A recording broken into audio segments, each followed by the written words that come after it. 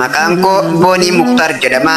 Kan hin dhaladhe Arsii Aanaa Shirkaa yoo ta'u, kan hin guddadhe Adaamaadha.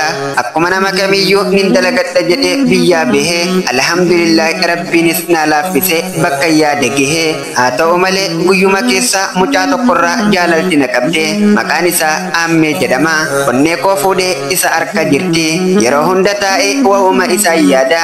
Guyyaa dalagaa dadhabee halkan irriiba dhabee. Kuni jaalala moo dhibdeedha jedheen taa'ee of ajaa'iba.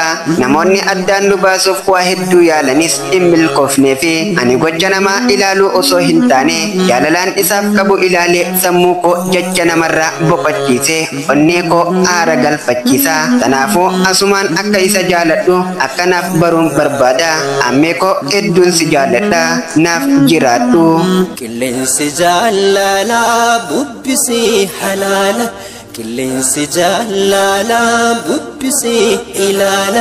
Daawwattoota kiyya kabajamoo warroonni xalayaa jaalalaa keessan ergattan obsaan ni eeggadha. Warroonni ergachuudhaaf gara miseenjeraa dhufaa jirtan immoo miseenjerri ofiif deebisaa isiniif kenna. Situ nuuf deebisee maaliif nu jalaa callisaa jettanii hin mufatina. Hangaan an ergaa keessan dhufee isiniif laalee deebisaa isiniif kennu obsaan ni eeggadha. Warroonni fuula feesbuuk keenyaaf haaraa taatan fooloo gochuu hin dagatina. Kan duraan jirtan laayik sheer gootanii hiriyoota keessaniif qooduu hin dagatina. Galatooma hunda keessan isin jaalladha. Filannoon keessan burqaa laaf istoorii Oroo haa ta'u.